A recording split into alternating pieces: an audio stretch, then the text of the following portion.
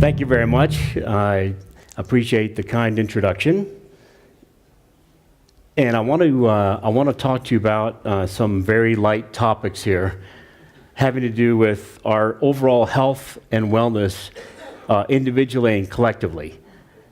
As we start to talk about that, and it's realizing we're just getting over our New Year's hangover, and you realize it's 2018, and in 2018, it happens to be the 100-year anniversary of one of the most horrendous pandemics in modern U.S. history since the plague, and that was the flu of 1918, which actually killed over 50 million people. Over 50 million people from the flu. Now, this happens to be a particularly bad flu year right now. Don't think we're in danger of losing 50 million people, but there are a lot of people who are losing their lives or who are very severely impacted. And that's from the flu. There's a lot worse things. So let's step back for a minute and think about why we're here as a group, what is going on with the fascinating area of cryptocurrency assets, blockchain technology, and all of the related issues that we've already talked about and that we are discussing here in a beautiful setting in St. Moritz. And I think it is, before we go into a little bit more of the background, I ask yourself, and I'll ask you, why are we here? Why are we here with our family offices? Why are we here with our hedge funds? We are here for ourselves individually, our organizations, our institutions, our collective past and our collective futures.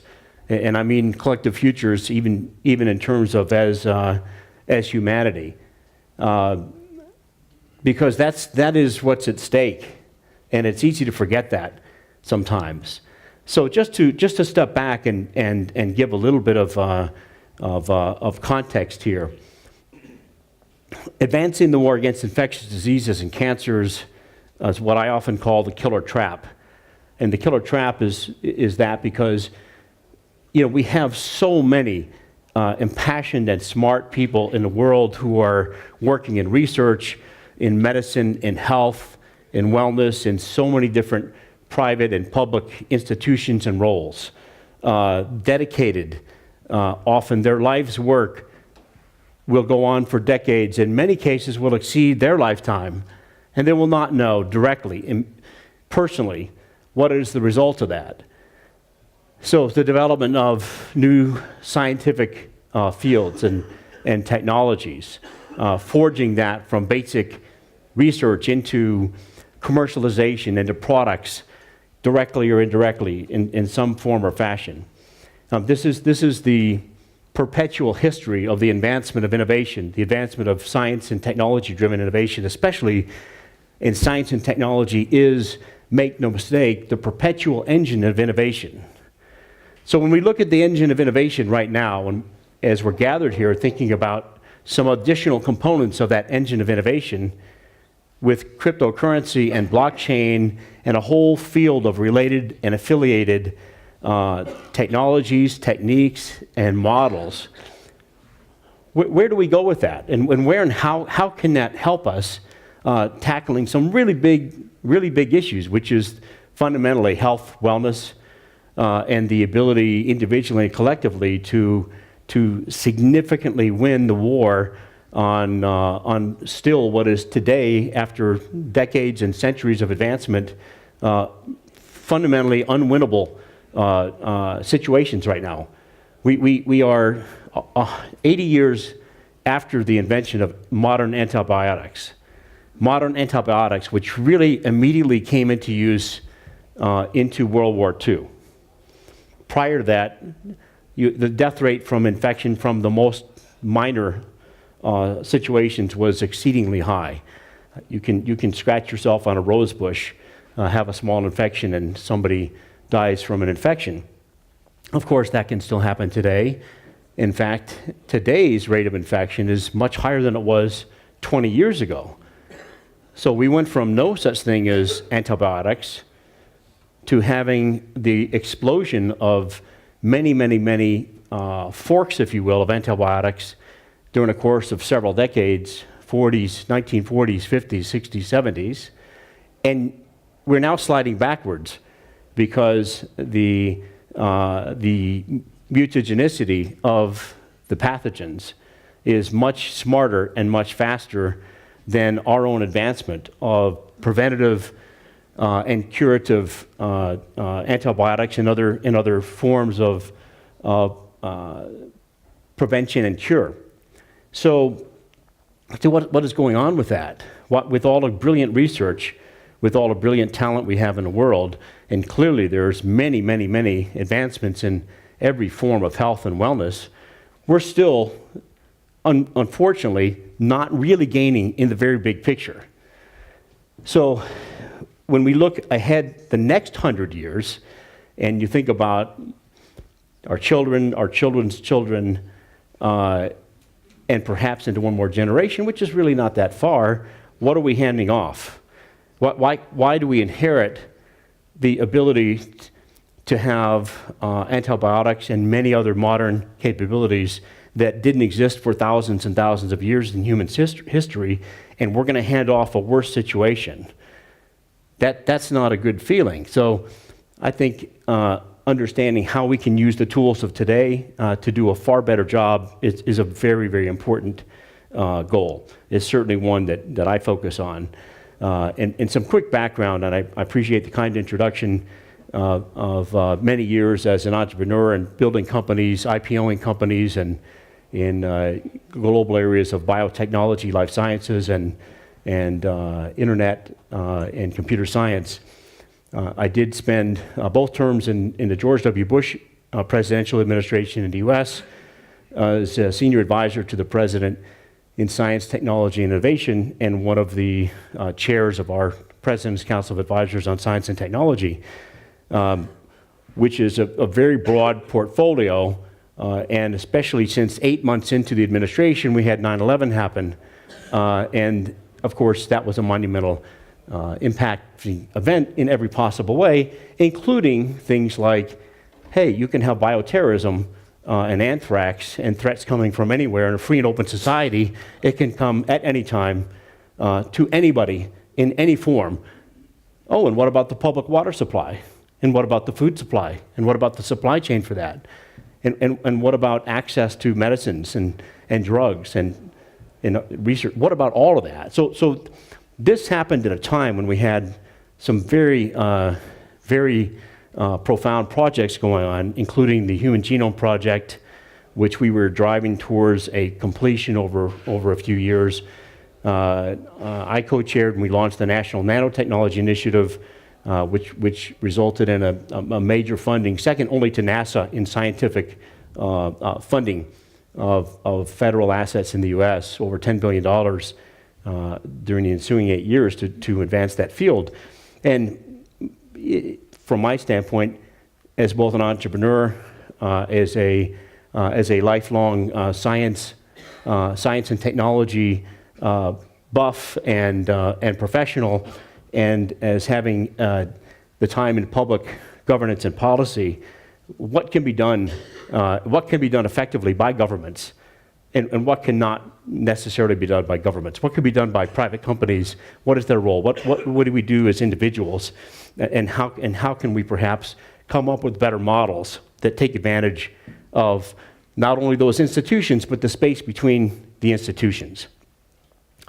And I think that's one of the beauties of what we're dealing with today in the rise of crypto assets and blockchain, because it's an explosion of creative energy as well as an explosion of new tools and how to use those. So when we apply that to the kind of capital that's deployed in the world towards some of the problems that I'm talking about, you think about putting it in perspective.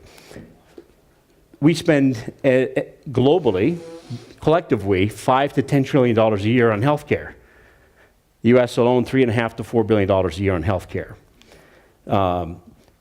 Clinical trials for new drugs, over $40 billion a year globally. And in most cases, it's hard to argue that anything less than majority, and in many cases a very high majority of funds, are inefficiently used. Out of in the U.S., for example, out of $3.5 to $4 billion a year, perhaps 10 to 20% of that is actually spent in developing new innovative technologies, new drugs, and new therapies and new models for healthcare. And that tends to hold true globally as well. And when you think about clinical trials for new drugs, $40 billion a year collectively across the industry, 92% failure rate. So a 92% failure rate on $40 billion a year is not even a good hit rate for venture capitalists. It doesn't even quite hit the one big hit out of 10 mark. And so this is not the fault of somebody or something other than the fact that we're dealing with tough problems, and we're dealing with the fact that institutions, regulation, and current models are necessary but not sufficient for the grand challenges. Now let's talk about, where does blockchain come in? But the funny thing, the original blockchain, as far as I'm concerned, is actually DNA. Because DNA, as a structure, as an information capturing and delivery mechanism, is about as sustainable and perpetual as you get. And in fact, you've got a coding mechanism, you've got a transcription mechanism and a transfer mechanism, and you've got all the tools built in naturally for extending across life and a broad ecosystem of all of the information that's locked in that DNA chain. Now, in this case, it's a natural chain, but when you look at the information technology intersection, digital technology intersection with things like biology, it's fascinating what happens in the what I often call the nano singularity. Where does digital come together with biological at nanoscale? And it's a fundamentally different world because the properties are different. And the intersection of those is profound. So, for example, in the Human Genome Project, which our group had involvement in driving to completion, we had a situation where 10 years into decoding the human genome, after $3.5 billion in 10 years, the projection was that it was still going to be another 5 to 10 years and another $5 billion. But by driving a new set of algorithms and a new element of high-performance computing, that was shrunk down to 3 years to completion and $300 million, and also opening up a lot of that to private industry. So the combination of technological change, business model change, if you will, and platform change dramatically improved the outcome. We know where we are today when you can go order a test on your own genomic history for very affordable amounts, when you can sequence a genome for less than $1,500. That the impact on that scale change is magnificent, and that's a pattern that's worth repeating. A nanobiome initiative that crosses over from government into private sector, including what we're doing with Nano, we believe will have the same level of profound effect. And that's really gets into what is that level of information, and how does that relate to developing new models for health and wellness. So when I think about the killer trap of disease, I tend to think in terms of the killer app being the molecular map. And the molecular map is mapping the molecular commons of really all of the fundamental biomes and the collective biomes, which runs from bacterial level and viral level to environmental level, not only as we as people, but everything in the world, everything in the environment. And that is just as critical or more critical than understanding the genomics and the DNA for anything having to do with developing new forms of medical, health, and environmental treatment, monitoring, analytics, and new platform changes for cures. A molecular map is a grand and ambitious project, no doubt, but so has every other grand and ambitious project like the Human Genome Project before and many others. And it's one that we are undertaking in our part of that as Nano.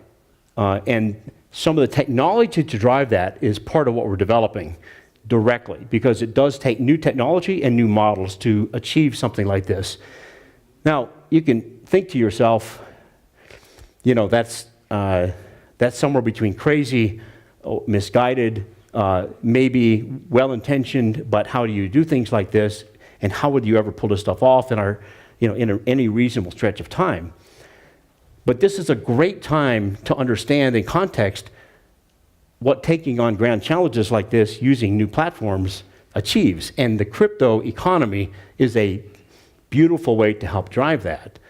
So if you take an Uber today or any kind of transportation service like that, or you're deep involved now in self-driving cars or autonomous vehicles, you might stop and think that not only did that sound absolutely ridiculous and ludicrous just 5 years ago, but the common maps that it takes to do any of this were just getting completed. Things like Google Maps, Google Earth, and dozens of other broad-based digital capabilities to form a commons. Take that away, you can't do any of the things we just talked about. You can forget ride sharing, you can forget autonomous vehicles, you can forget self-driving, anything, self-driving cars. You want to get to self-driving molecules, you better have a molecular map. And that means doing the work and accelerating that to map that molecular commons. Daunting? Certainly. Has it been done before? In total? No. Doable? Absolutely yes. It just takes applying new thinking, new models, and new technology. This is a glimpse of some of the things that we're doing at Nano to drive that technology. By using sophisticated cameras and machine learning, facial recognition technology can correctly identify a single person out of millions. But what if we take this technology and aim it at the molecular world? To do this, Nano is partnering with ARM to develop an artificial intelligence chip that for the first time makes molecular data addressable in real time. This revolutionary chip will be able to identify molecular structures such as pathogens in the same way faces are identified today. With this technology, we will not only be able to recognize, but also to analyze and act.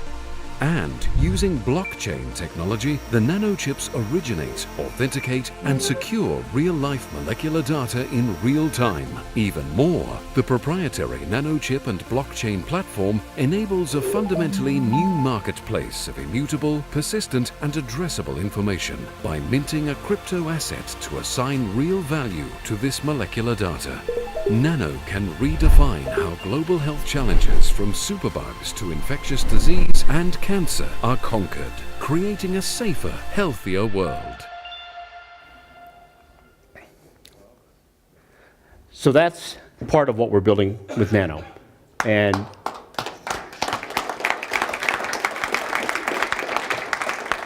thank you. It's a great time to be alive because we have new tools at our disposal. Many new tools at our disposal. And there's a lot of them that are scary too. I know when I watch our own video here, racing through my mind is privacy, it's facial recognition, and ourselves not having any space to exist without being identified and known. Well, that can be uncomfortable. There's also a very big positive to that. And that is when we aim the collage of these kinds of technologies, as described here, at fierce and perpetual foes that we're dealing with. What we can do now by building out a platform to harness this, take that platform and drive towards that killer app of the molecular map in the commons and invite in the brilliant professional amateur scientists and technologists to drive onto this kind of a platform. Infuse that data from the point of origination as a trusted, known level of data, forevermore infused not only with the identifiers, the markers, the biomarkers, the chemical, the general molecular markers that it takes to identify and work with any life data, and then ascribe value to it in a form of a nano token and currency down to basically nanoparticle level. That creates a marketplace that can be forged into advancing cures, advancing specific developments in genomics, proteomics, in genetics, in chemical and material sciences, in nano material development, in high performance computing, where you're driving, like with these chips, down to chips that are designing at the 12 and 7 and 5 and 3 nanometer level, where you're extending Moore's law and you're driving into basically the interface of biological with digital. These are the tools that are at our disposal today. And it's a huge break from the past 100+ years and the past hundreds of years of science and scientific development. And yet, by creating this kind of a platform and opening it up to the world and using these, not only the tools, the collective network effects of bringing institutions, people, devices onto and in interaction with this platform, we really believe this is at a different scale, a much larger and higher impact scale than doing the Google mapping and related mapping, as magnificent as that is, and what that has enabled in other common services. And you can find that in parallel in financial services and many other arenas. So this is the heart of what we're doing with Nano. It's a tall order. We are humbled in attempting to do all that we're doing, but we also have great partners and great partnerships and many others developing. Our goal is to continue to develop this. We're very early on relative to where we're headed. Hopefully this will go on for decades and decades and perhaps hundreds of years. But we have very strong global partners, and we are open and opening up ourselves and our model to many other partners joining in as the collective fight and the collective opportunity is so powerful. So the chip we're developing with ARM is ARM and SoftBank and SoftBank Vision Fund. ARM is the largest IP company in the world for microprocessor level code. They've got 99.999999%. You could argue in there somewhere. I mean, somewhere you might lose a deal. Market share in mobile chip technology, from iPhones to Androids to all the chips that are in your cars and a lot of things that you don't think about having chips in there. As we drive several generations on a roadmap in developing these chips by themselves will be pioneers in edge level computing, where you're driving the actual compute capability right onto the chip, and the chip you're driving out into the world. So the Internet of Things does drive to the Internet of Nano Things. And a lot of times when you think about digital health, where you think about what kinds of new devices are being brought out, and you have watches and you have a few other devices that are measuring heart rate and measuring metrics for exercise and basic health metrics, all of which are very important, blood glucose monitors, things like that. Again, all important, but this is a step change. This is driving towards taking the actual compute and analytic capability supplemented with AI in a commons, off of a commons of molecular data, that can then, over the course of generations of that chip, move to just about everywhere. So having that level of chip technology, which ends up being a biochip technology, coupled with other components in devices, opens up a vast new set of industries, new technologies and products. And I think for any one that we bring out, there hopefully will be thousands and thousands of others that are enabled by this kind of a platform. And individually and collectively, in the hands of inventive and incentivized people, we can have a complete sea change in health and wellness and environment. And I include environment because it's very easy to think of human wellness and medicine as something that just has to do with ourselves as our collective biological bodies and lives, but the environmental factors and the health and wellness of the environment is actually something that we can advance the curative capabilities for with this same platform, the same approach. So these partnerships are critical. We have many more. And if you go back and think about, I wanted to spend just a minute on this because it's that important, this molecular minting and mining platform in this process. Why are we here talking about the crypto economy with cryptocurrencies and blockchain and saying, well, what are the use cases? What does it matter? Are there things that we can do that can achieve societal good as well as financial gain? Are there things that we can do to advance the state of industry, the state of wealth creation, new asset classes, and new classes of human knowledge, wisdom, and then applying it towards how do we keep ourselves and our world safer and healthier? Absolutely. So it's absolutely thrilling time when you think about how this all comes together.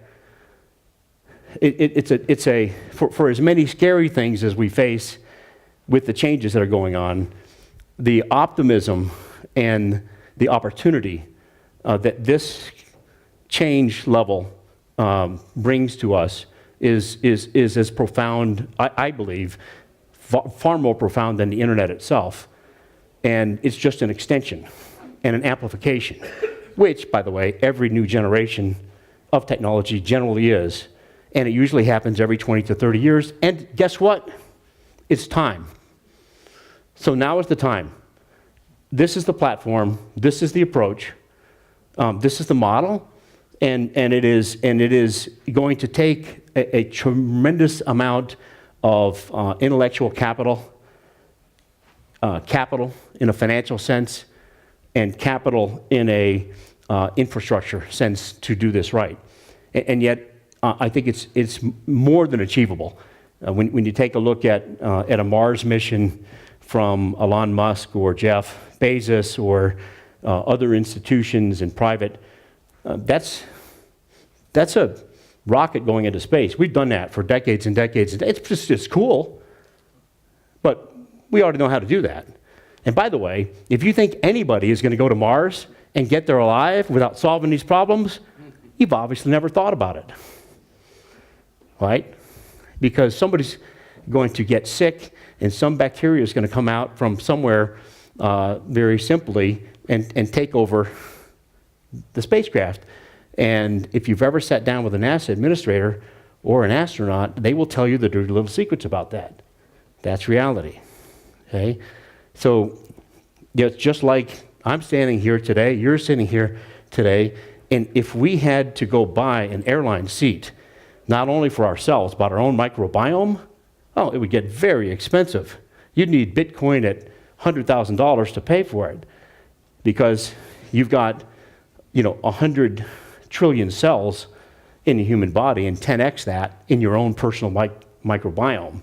When you look at the collective, it's massive, but it's also doable with its level of technology. So again, the fundamental concept of minting, and I use that word specifically, you're actually minting the value, not only in a financial sense, but the imputed value of the information that you're capturing in a secure and authenticated manner. You've got privacy, You've got tracking from the get-go as you build out this level of network. And you say, well, God, that's kind of like IP addresses and having those go from very, very few in the world to having those go everywhere.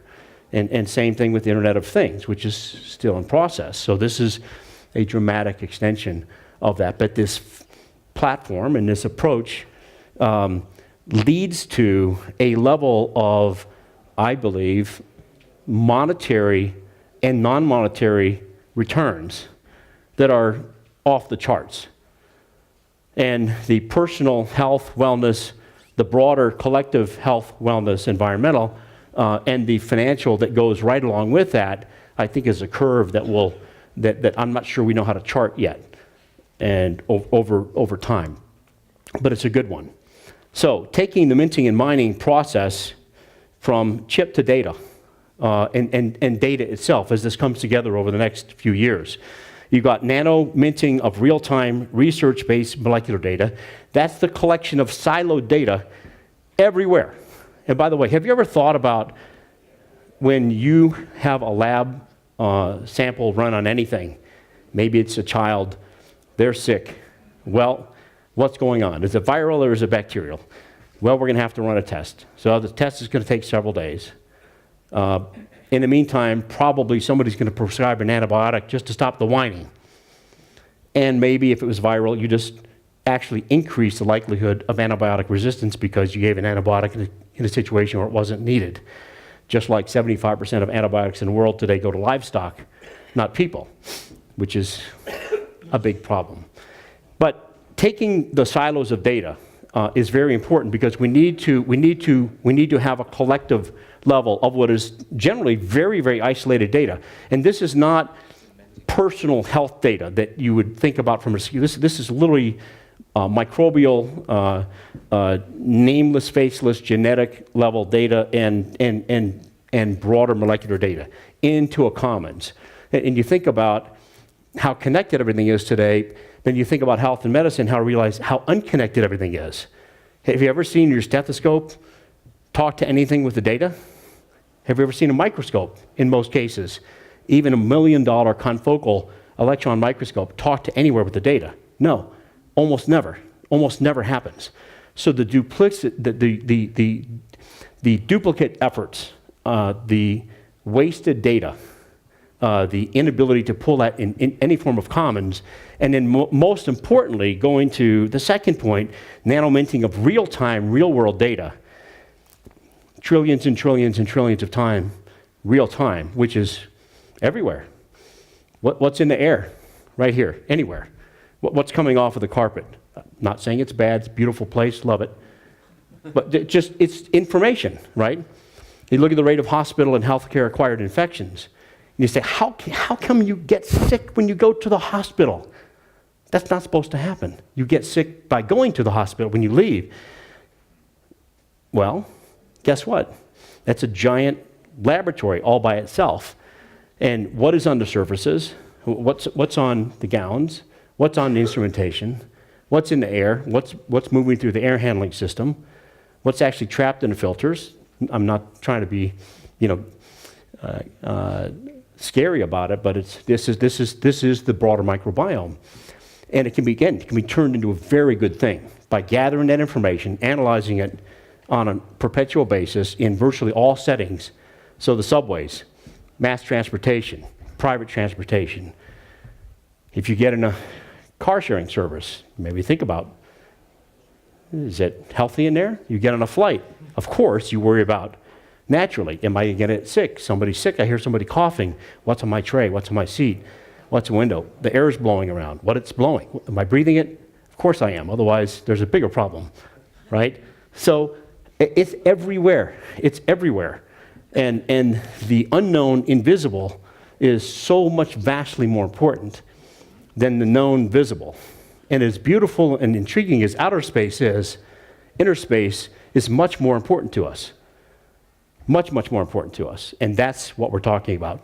So tapping into that data, beginning to drive that perpetual flow of data, and all the analytics and the beauty of neural network, artificial intelligence, and machine learning on that killer app the molecular map. And then all the enabling services on top of that is how we go from standing here today to standing here 3 years from now, 4 years from now, 5 years from now, of course, 10, 20, 30, 50, but I'm talking about 2, 3, 4, 5 years from now, just like we're looking back 5 years ago and say, I just didn't see it all coming. You know, my phone, I got a car, I can go anywhere, it's a common service. So the whole automobile industry is going to self-driving autonomous vehicles, and so is public transportation. Oh, by the way, that's going to re-architect urban living. Oh, by the way, that's going to re-architect supply chain for food and everything. Right? That's what this will do. And that tapping into the real world, opening up that flow of data on top of collecting the currently known data and using that properly is a level of network effects and scale that has this profound impact on our health and wellness. So the other point I'll make is that I believe this unleashes an army of entrepreneurial talent. It unleashes the entrepreneurial instincts of even the greatest professionals in big pharma companies, in universities, in research institutions all over the world, and technologists, hackers, and citizen scientists, because it opens up a level of tools that can be shared, just like putting everything in the cloud and firing up virtual servers. Why do you do a clinical trial after all these decades that goes from a few people, by the way, that's after the rats and the mice and the monkeys, a few people to a few dozen people, to maybe a few hundred people, and maybe a couple $1 billion another decade later, a few thousand people? It just doesn't make any sense. Not today, it doesn't make any sense. Why can't we fire up a clinical trial with 3D printed organs, and I can drive 1 million copies of my lung, or I can drive 1 million copies of a genotype coupled with actual cell growth, not a robot, not a clone, not a real person, but a biosimulation, and run that all with the common data as well as the individualized data, and develop a level of individually targeted or generally optimized materials. They might be a drug, they may not be a drug. It could be a tool, it could be a device, it could be all kinds of things. All right? So if you think the iPhone was cool, it's pretty cool. But it's not this cool. This is a lot cooler. And this is actually way cooler than tricorders, even cooler than medical tricorders. Because this really gets into not just monitoring and analyzing, but it goes into the active mode of developing and inventing and innovating vast new arrays of services and materials, compounds, products, devices, and unleashes the entrepreneurial talent. And these are all smart financial people, so that means money too. Making a lot of money. And I think the societal benefit vastly outweighs even that. So a couple of more points that I want to share with you. You know, Steve. This is one of the top researchers in the world, Dr. Peter Hotez. CNN's commentator, was a White House envoy. That indicate by the year 2050. Not too long from now. No, not at all. Resistant microbes may be the single leading cause of death in the world. Now, it's hard to project, what's happening 30, 40 years, but all of the numbers are pointing the wrong way. I mean, one of the things we know is over the next couple of decades, people are going to be more urbanized. Yeah. Climate change is going to take over and warm our cities, so people are going to be living in mega cities. Right. But the third piece to this is antimicrobial resistance. Right. And unless we start coming up with some innovative, out-of-the-box solutions, this could have catastrophic consequences for us and destabilizing in so many ways. So what you're doing through Nano Global is so absolutely critical, not only as a health problem, but as what I call a health security issue to stabilize nations. So this is going to be absolutely huge. Well, that's why we're doing it. Right. I mean, sometimes you get asked, why are you guys taking on such an enormous challenge? Well, first of all, we can. Fortunately, we Right. know we have the combined capability in our team and our partners So we're fortunate that we are some of the ones that can take that on. But it takes a sea change in a platform. And this reaches across all fields of science and digital technology. You know, this is what meets at the nano-singularity level, which is, we think of it as where digital meets life at nanoscale, and it comes together. Yeah, we absolutely need these new kinds of solutions. This is not a time to be risk averse because the catastrophe is already at our doorstep. We already have, for instance, even in the United States, we already have poly-resistant organisms for which we no longer have an antibiotic available. So, you know, people are trying to come up with all sorts of odd solutions, but this detection method would be absolutely a game changer. Yeah. Because if we don't know what's out there, we can't design interventions for it. No, it's just a shot in the dark. Right. It's a crapshoot when Right, you're right. going. You don't know. Right. And all of the beautiful current technology, it is necessary for many things, but not at all sufficient for this problem.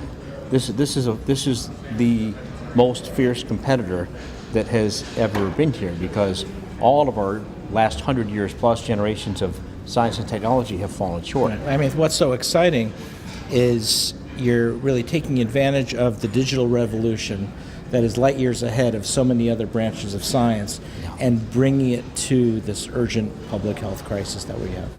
So Dr. Hotez and his team are one of several teams that we're already working with. We're working with them very intensely, and institutions like Baylor College of Medicine, Singapore National University, George Washington University, and others. And we have a roadmap of hundreds and hundreds of institutions and programs, investigators, researchers, and companies that we will be driving to work with in relationships in multiple levels. Part of what gets me really excited is taking incredible people like Dr. Hotez and enabling them at ways that they've never been enabled before, and doing that as fast as we possibly can. Because every second that ticks by is somebody's life at stake, or somebody's well-being at stake. To that end, we are architecting into our platform a Cure Starter program, where as we develop the generations of our chips, as we collect the molecular data, we're already beginning to organize it and orchestrate it into what we look at as cure starters. The cure starters are driving both horizontally and vertically into disease states, into common patterns of molecular maps that contain everything from genomic, proteomic, chemical, ambient markers of all times. They all matter, and how they intersect with general and highly specific disease states or organisms or conditions. And many of these are some of the ones that remarkably, but I guess understandably, the institutional world is already giving up on. Anybody tell me right now the top 5 programs at scale working on Alzheimer's disease today, even after Pfizer dropped it 2 weeks ago and many other large pharma? And again, understandably, because in that model it's not working. The economics don't work, the financials don't work, and the infrastructure, as great as they are, don't work. And there's plenty of evidence that a lot of the drivers in, let me think. Well, anyway, I'm just kidding. Actually, nanoscale bacteria and plaque and deposits from that is one of the absolutely known drivers. And yet it's an area that's very difficult to fund and develop, both in institutional government laboratories as well as private. And it's part of just what has happened with the system that's developed over decades now, is that you can, funding is getting tighter and tighter and tighter, and it's generally playing where the recipients of the funding are often forced to get funding to do smaller and smaller things with lower risk and more understandable results. That kind of sounds like venture capital in many cases, not taking anything away from some of the incredible successes that are venture funded. But the vast majority are going for small to medium-sized hits in a known model that you can get a known return, a known multiple, by selling something in a predefined period of time with a prescribed series of rounds at a prescribed series of valuations, and outcome-driven. And science is that way too. So science, medicine, and healthcare need the same kind of dramatic sea change that you see happening that we're talking about today. An ICO so different than a private funding, an IPO. How does that work? Why is it so different? And what are the bad things about it? And what are the good things about it? So when you go through a detailed roadmap, and we don't have time at this setting to go that, in targeted specific categories and then specific disease states or disease-causing organisms, we can actually drive at the same time data and tokenized value to help underwrite the commons and the infrastructure and the specific superbugs, infectious diseases, cancers, and other conditions. So it is, I think, about as strong a set of uses for the changes that we have in our hands today with cryptocurrencies and value and blockchain as a combined set of platforms on top of the other confluence of the technologies of the day. These are partners, a subset of some of our partners. They're fantastic. We have many more ahead. We've just begun to really talk publicly about what we're doing, and we'll be doing quite a bit more of that because we're in a race against time, and we need a lot of help. For any one thing we can do, we would love to have fabulous partners join us in this mission in many different ways. And I hope for all of our sake that we and others doing things like this succeed wildly. That would be a great success. It would be a great tribute to the collective wisdom of people like this taking advantage of big disruptive bumps along the road of history. So with that, I think we deserve lunch. We have time for a couple of questions, and then I'll be available throughout the conference. Thank you.